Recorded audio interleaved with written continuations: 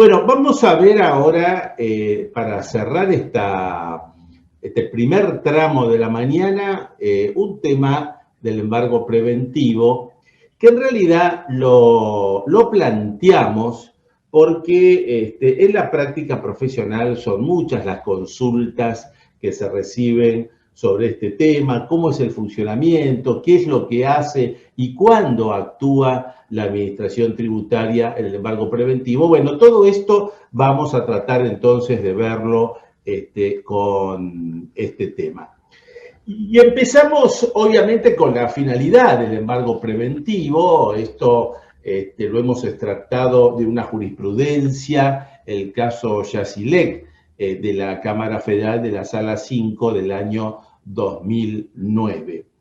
En primer lugar, la Cámara nos dice que las medidas cautelares tienen por finalidad asegurar el resultado de la sentencia que debe recaer en un proceso determinado para que la justicia no sea burlada, haciendo posible su cumplimiento. Pero en particular, la Ley de Procedimiento Fiscal, sabemos que contempla esta figura el artículo 111 de la Ley 11.683, faculta a la AFIP a solicitar el embargo preventivo o en su caso, la inhibición general de bienes ante el juez competente como un remedio para que no sobrevenga cualquier circunstancia al momento de la emisión del fallo que haga imposible su ejecución. Precisamente si nosotros hurgamos en el artículo 111 de la Ley de Procedimiento Fiscal, vamos a ver que hay 3 párrafos que vamos ahora a analizar seguidamente. El primer párrafo que se refiere a las facultades que la ley le da a la AFIP respecto del embargo preventivo. Y establece la ley que en cualquier momento, y por razones fundadas bajo exclusiva responsabilidad, la AFIP puede solicitar el embargo preventivo o en su defecto la inhibición general de bienes, vamos a ver después cómo actúa cada uno, por la cantidad que presumiblemente adeuden los contribuyentes o responsables o quienes puedan resultar deudores solidarios de esa deuda tributaria. Este sería el arranque que tiene el artículo 111 respecto de las facultades de la AFIP. Y el segundo párrafo de este artículo se refiere a la posibilidad de la sustitución. Es decir, el embargo preventivo puede ser sustituido por garantía real suficiente, que dice la ley que va a caducar si dentro de los 300 días judiciales que se cuentan a partir de la traba de cada medida precautoria en forma independiente, la AFIP no iniciara el correspondiente juicio de ejecución fiscal. Y en tercer lugar, la suspensión de la caducidad, porque dice la ley que ese término fijado para la caducidad de dicho embargo se va a suspender en el caso de apelaciones o recursos deducidos ante el Tribunal Fiscal de la Nación y en este caso desde la interposición de ese recurso y hasta 30 días después de quedar firme la sentencia del Tribunal Fiscal. Nos preguntamos, ¿el embargo preventivo, además de obligaciones tributarias, se aplica también en seguridad social? Sí se aplica. Esto está dado por el decreto 507 del 93, la remisión al decreto 2102 del 93. O sea, no solamente en materia tributaria, sino también en materia previsional. Y en este punto tendríamos que preguntarnos cuáles son los aspectos sustanciales que tenemos respecto del embargo preventivo. En primer lugar, tiene que intervenir el juez natural. O sea, no alcanza la actuación de la administración tributaria. Se tiene que dar el grado de la verosimilitud del derecho y la normativa interna de la AFIP, después vamos a ver un poco esto, remite a la instancia de la fiscalización, justamente para que a partir de ahí comience el tema del embargo preventivo. Hay una imposibilidad de su requerimiento en base a certificado de deuda presunta si la orden de intervención no está notificado. Es una facultad y no una obligación, una facultad que tiene el fisco. Después vamos a ver con qué situaciones. En primer lugar juega el embargo preventivo y luego jugaría la Indivisión General de Bienes en los casos en que el embargo preventivo no pueda prosperar. La situación, tanto el embargo preventivo como la Indivisión General de Bienes, opera respecto del artículo 228 del Código Procesal Civil y Comercial, que también resulta de aplicación. Y el otro aspecto que también nos parece interesante destacar es que las garantías ofrecidas deben ser aceptadas o rechazadas dentro del plazo de 10 días, porque así lo establece el decreto 1397 del 93. Bueno, acá tenemos un poco cómo sería el esquema del certificado de deuda presunta ante las sumas que presumiblemente resultan adeudadas. Se hace una deuda presuntiva, esto no es cierta ni es determinada esta deuda. A partir de esto aparece el certificado de deuda presunta de las áreas de fiscalización o revisión y recursos. Pasa al área de cobranza judicial con los antecedentes y después nos encontramos con el trámite judicial. Esto sería un poco cómo aparece el esquema lógico. El artículo 111 de la Ley de Procedimiento Fiscal está inmerso en el marco que determina las medidas cautelares. Y esto es muy importante, por lo que la concesión requiere de los requisitos autónomos de las medidas cautelares, o sea, de la verosimilitud del derecho y del peligro de demora, y esto es justamente lo que el juez debe analizar en cada caso. Acá nosotros también hablamos de las exigencias de la solicitud del embargo, porque si bien el artículo 111 consagra la potestad del fisco para solicitar en cualquier momento el embargo preventivo o en su defecto la Indivisión General de Bienes por la cantidad que presumiblemente adeuden los contribuyentes, ello no excluye que la presentación deba ajustarse a las exigencias procesales del artículo 195 del Código Procesal. Respecto de esta situación, acá reiteramos que es necesario la situación de peligro que pueda perjudicar los intereses como una exigencia. En lo que hace a las facultades del fisco, la jurisprudencia ha señalado que no se otorga al fisco un mayor derecho que el establecido por el Código Procesal Civil y Comercial, acuerda a cualquier litigante o persona que vaya a litigar. Esto es importante para determinar justamente los límites. Y la habilitación no es automática, porque la facultad para solicitar esa medida cautelar no implica una habilitación automática para valerse de dichas medidas, justamente por el hecho que tal prerrogativa está sujeta a la condición que sea utilizada de manera razonable. Acá la jurisprudencia en uno y otro caso se ha expedido. También es importante señalar que la medida cautelar no causa estado, porque el interesado podría solicitar su levantamiento de manera fundada, ofreciendo el depósito de sumas presuntivamente adeudadas, como embargo de bienes o seguros de caución, que resulten suficientes para cubrir el crédito. Por eso decimos que la medida cautelar no causa estado. ¿Y cuál es el rol del juez?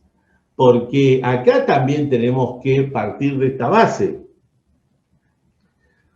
La norma del artículo 111 de la Ley de Procedimiento Tributario no funciona de modo que el juez, por su mera invocación, debe ordenar estas medidas ahí previstas. Por lo que el juez debe ponderar la legitimidad y razonabilidad de su procedencia.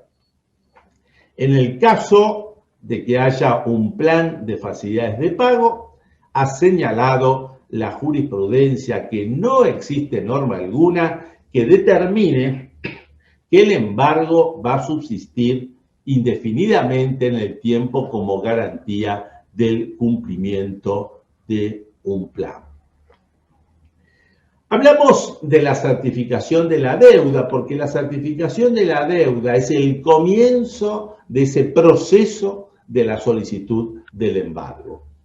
Pero hay algunos antecedentes jurisprudenciales que han dicho que la certificación de la deuda no resulta idónea, por ejemplo, cuando el fisco hace una mera invocación del artículo 111 sin dar cuenta del trámite administrativo de determinación de la deuda.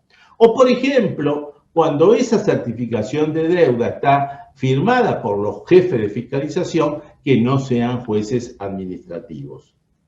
O cuando falta la demostración de indicios concretos que hagan presumir una conducta tendiente a eludir las obligaciones tributarias. Fíjense, todo esto es muy importante para establecer los límites y las facultades que en definitiva tiene la administración tributaria. Nos preguntamos también, en el caso de una determinación de oficio que sea apelada ante el Tribunal Fiscal, ¿procede la inhibición general de bienes? Bueno, acá ha dicho la jurisprudencia, en el caso Fedias Agroazul, que resulta procedente la inhibición general de bienes, también sería lo mismo del embargo preventivo, decretada respecto de una deuda proveniente de una determinación ante el Tribunal Fiscal, obviamente en la medida que se den los demás requisitos que venimos mencionando.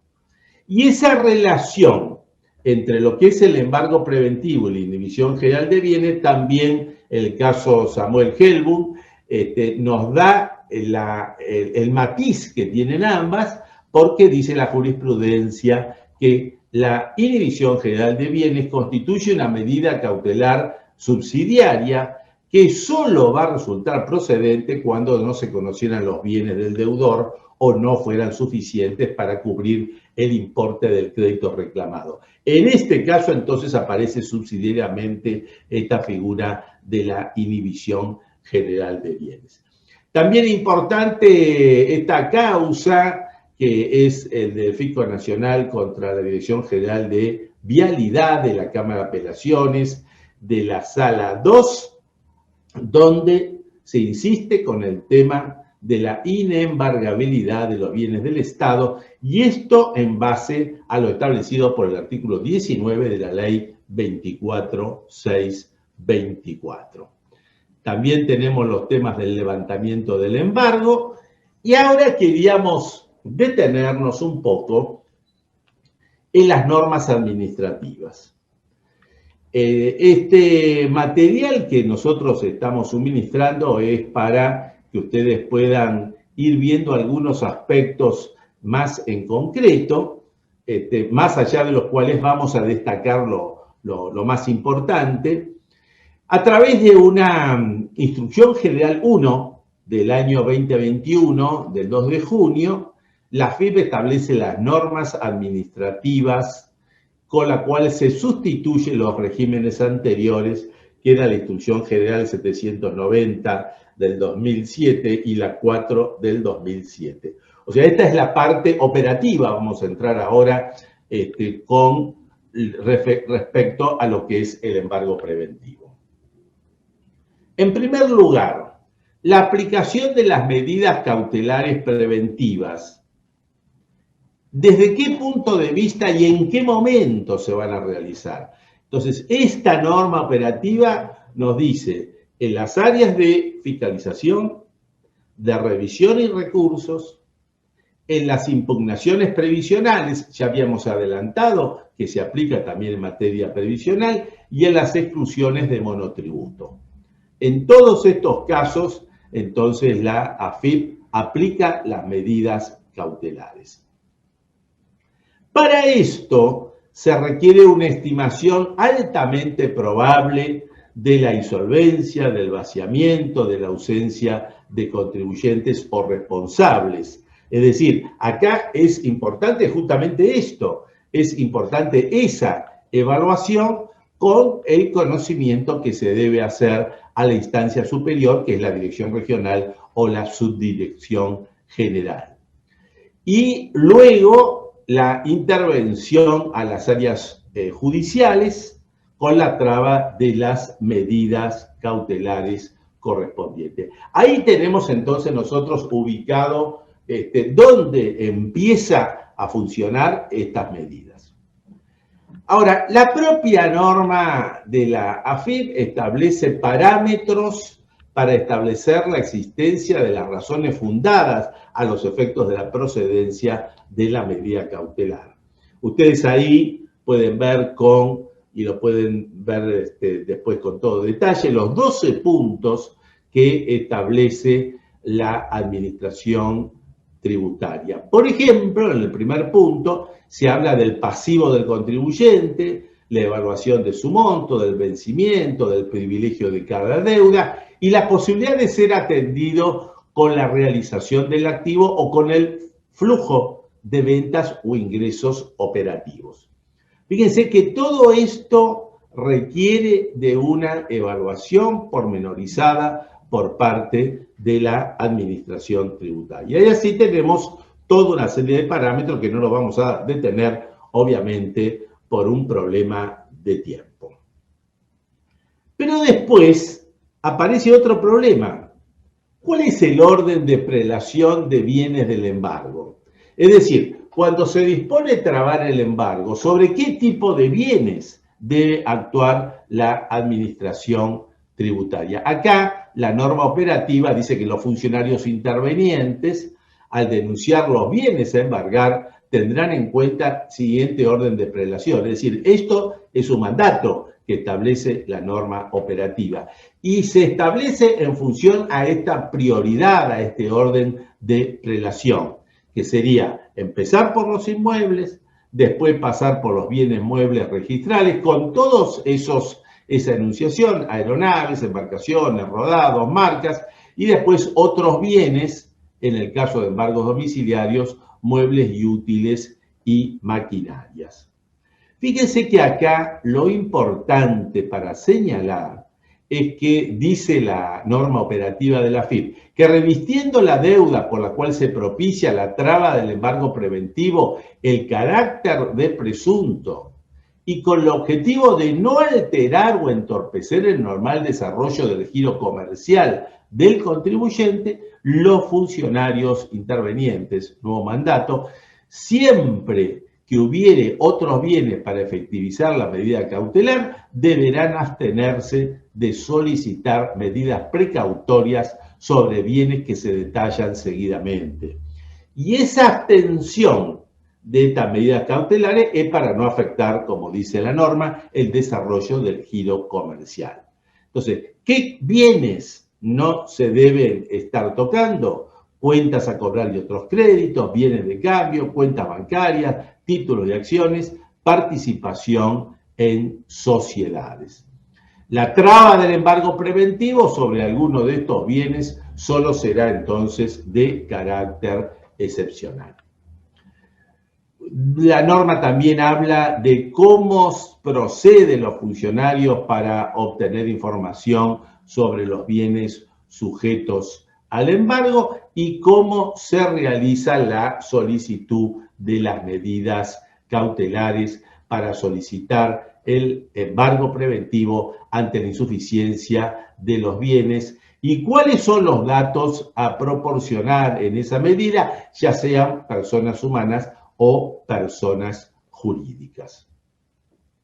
Bueno, luego tenemos todo un procedimiento operativo, no nos vamos nosotros a detener en esta parte que es bastante extenso, como el procedimiento de las áreas revisoras también del ajuste respecto al comportamiento, a la conducta que en definitiva puede tomar el contribuyente. Habíamos dicho también antes el tema de las determinaciones de oficio ante el Tribunal Fiscal o las impugnaciones apeladas ante la Cámara de Seguridad Social. Hay un criterio general que receta esta norma operativa, que es la no conveniencia de solicitar medidas cautelares. Bueno, en estos casos, cuando se haya llegado a esta conclusión de la no conveniencia de solicitar medidas cautelares, debe hacerse a través del área revisora del ajuste un control semestral para ver si se encuentra configurado alguno de los supuestos que lleguen al riesgo de la insolvencia. Lo mismo que en el caso de toma de conocimiento posterior y la remisión de las sentencias definitivas. Habíamos dicho que un punto muy importante es la certificación de deuda, la expedición de certificación de deuda, porque esta es la propuesta de la traba de embargo. Bueno, acá tenemos entonces también cómo debe funcionar el empleado de la administración tributaria con la elaboración del informe respectivo y todos los demás requisitos. El sistema de embargos preventivos, acá también tenemos que señalar que para registrar la medida cautelar se debe ingresar, el funcionario debe ingresar en la solicitud del embargo preventivo el mismo día que se remita el certificado de deuda presunta al área de gestión judicial. Otro requisito importante. Y hay un aspecto que es el momento en que se consuma la insolvencia, porque este es el análisis que viene siguiendo la administración tributaria. En el caso entonces que el análisis encomendado a las áreas adviertan que la insolvencia ya se encuentra consumada, dará intervención al área penal para su análisis y denuncia. Y esto tiene que ver con un tipo penal, que es la insolvencia fiscal fraudulenta, es uno de los delitos que tiene la ley penal tributaria, con lo cual el área penal debe hacer la investigación para ver si se han configurado los hechos vinculados a ese delito. Bueno, luego tenemos cómo se procede, seguimos en el trámite, la tramitación judicial con su competencia, con el trámite previo ante el juzgado, la presentación que se hace ante el juez y la registración sistémica, la verificación de pagos y el contralor de la caducidad. La sustitución de la medida cautelar es otro aspecto que dijimos que también es muy importante, porque los embargos o las inhibiciones generales preventivas, trabadas de conformidad con las previsiones que establece la presente instrucción, puede ser sustituida por garantías suficientes a criterio de la AFIP. O sea, este sería el otro aspecto importante que nosotros tenemos que tener en cuenta. También la norma operativa habla de la radicación de la ejecución fiscal, en definitiva, para la procedencia de este trámite.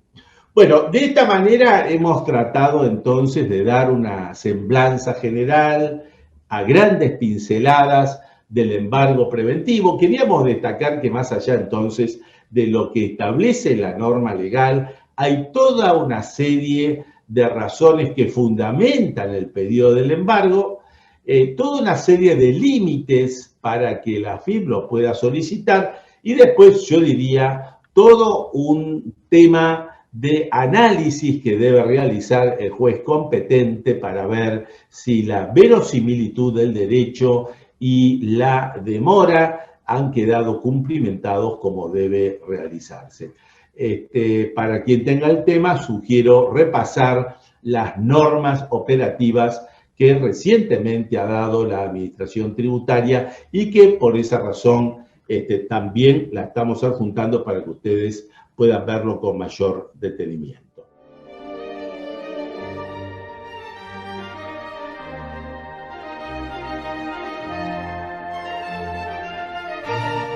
Las últimas preguntas, hay una pregunta que en relación con los antecedentes que hemos planteado hoy en la parte jurisprudencial de los amparos, nos preguntan cuál es el criterio distintivo en realidad que hay que emplear respecto de los amparos.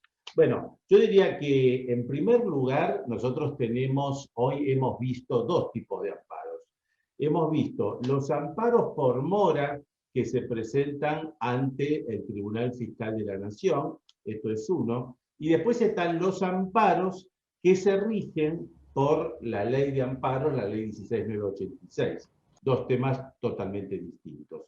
Obviamente, en el caso de amparo por mora, lo que hay que demostrar es la mora en que ha incurrido la administración tributaria. Y aquí, hoy hemos mencionado, y ahora lo vamos a reafirmar, que hay dos escenarios totalmente distintos. Una cosa es cuando esa mora de la administración tributaria hace que no finalice un trámite administrativo, acá es procedente el amparo, obviamente en la medida que se demuestre la mora administrativa, y otra cosa son los amparos por mora, pero que están planteados ante el Tribunal Fiscal para obtener la devolución de pesos, ya sea de recupero de créditos, etcétera, etcétera, etcétera. En estos casos es donde no procede la acción de amparo, porque la acción de amparo está dirigido a los trámites. Y desde ese punto de vista, lo que hace el Tribunal Fiscal, si considera que procede el amparo, da un plazo para que en definitiva se pueda expedir la administración tributaria. En cambio, respecto de los amparos judiciales, los amparos de la ley 16986, lo que hemos mencionado es una serie de antecedentes vinculados a contribuyentes que plantearon el amparo para obtener la rehabilitación de la quit, por un lado, y de la exclusión de la base de datos de contribuyentes no confiables. Esto es en términos generales, donde vemos que la jurisprudencia no está dando lugar a este tipo de amparo, salvo el antecedente de la Cámara de Córdoba, que como dijimos quedó confirmado por la Corte Nacional. Y en relación al otro tema, al tema del embargo preventivo, hay dos o tres aspectos que se preguntaron, así que los vamos a resumir todos estos. En primer lugar, nosotros hablamos del embargo preventivo y hablamos de la División General de Bienes. En realidad no hay aquí una opción. El fisco lo que hace es aplicar el embargo preventivo. Y solamente cuando está imposibilitado de aplicar el embargo preventivo, entonces en subsidio pasa a la División General de Bienes. Después hemos señalado el orden de prevalencia respecto de los bienes. Y hemos señalado básicamente la actuación o la interpretación que ha hecho operativamente el fisco a través de esa instrucción que hemos mencionado, en el sentido de que el embargo preventivo no tiene que producirse respecto de aquellos bienes que están afectados a la actividad comercial, porque obviamente acá había un obstáculo a la actividad comercial. Por eso que el embargo preventivo comenzaba por los inmuebles, comenzaba por los bienes muebles. Y solamente en casos de excepción queda invertido este orden de prelación. Muy bien, amigos, colegas, hemos terminado la reunión de hoy. Como siempre, el agradecimiento a todos de habernos acompañado en esta mañana y la invitación para el próximo mes de agosto. Muchas gracias a todos.